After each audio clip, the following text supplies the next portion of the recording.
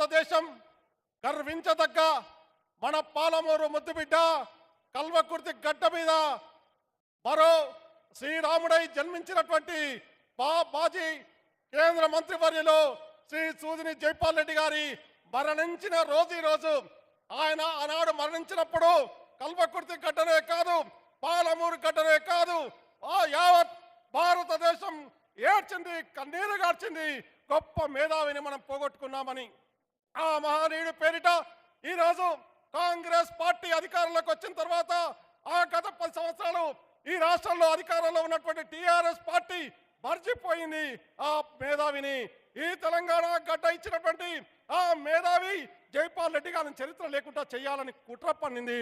కానీ మన బిడ్డ టైగర్, మన ముఖ్యమంత్రి శ్రీ రేవంత్ రెడ్డి గారు తన పైనటువంటి ఒక స్వప్న, జైపాల్ రెడ్డి గారి స్వప్నం నెరవేర్చాలనే ఉద్దేశంతో కల్వకుర్తిలో ఈరోజు జైపాల్ రెడ్డి గారి విగ్రహాన్ని ఏర్పాటు చేయించడం జరిగింది. ఇది యావత్ తెలంగాణ రాష్ట్రానికి ఒక గర్వకారణంగా మనం చూడాల్సినటువంటి అవసరం ఉంది. బిడ్డ అన్నలారా, తమ్ములారా, చెల్లెలారా, 27 నెలల కింద మనకు తెలంగాణ రాష్ట్రంలో కాంగ్రెస్ పార్టీ అధికారంలోకి ఇచ్చిన సంగతి మనందరికీ తెలుసు. ఈ 7 నెలల్లో మనం చేసినట్టు అభివృద్ధి కార్యక్రమాలు అనేకంగా ఈరోజు గ్రామీణ ప్రాంతాల్లో హర్షాతివేకాలు వ్యక్తమవుతా ఉన్నాయి. ఈరోజు గౌరవ శ్రీ రేవంత్ రెడ్డి గారు మన గడ్డకు వస్తున్నాడు. తప్పకుండా ఈయన పుట్టిన, ఈయన పెరిగిన అయినటువంటి మన ముఖ్యమంత్రి రేవంత్ రెడ్డి గారు ఖచ్చితంగా కల్వకుర్తి నియోజకవర్గం అన్ని రంగాల్లో అభివృద్ధి పదంలో ముందుకు నడిపించడానికి ఖచ్చితంగా సహకరిస్తాడనే నమ్మకం మనకుంది.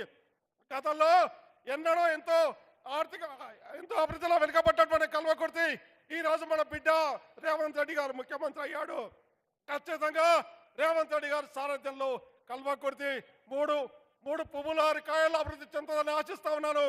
అందరూ కూడా మన ఇంకో 10 నిమిషాల్లో మన గౌరవ శ్రీ రేవంత్ రెడ్డి గారు సభా స్థలానికి రాబోతున్నాడు. కాబట్టి అందరూ కూడా మన గౌరవ సాంప్రదాయాన్ని పాటిద్దాం. అందరం కూడా కాంగ్రెస్ పార్టీ కట్టిన కాంగ్రెస్ పార్టీ సోదరులారా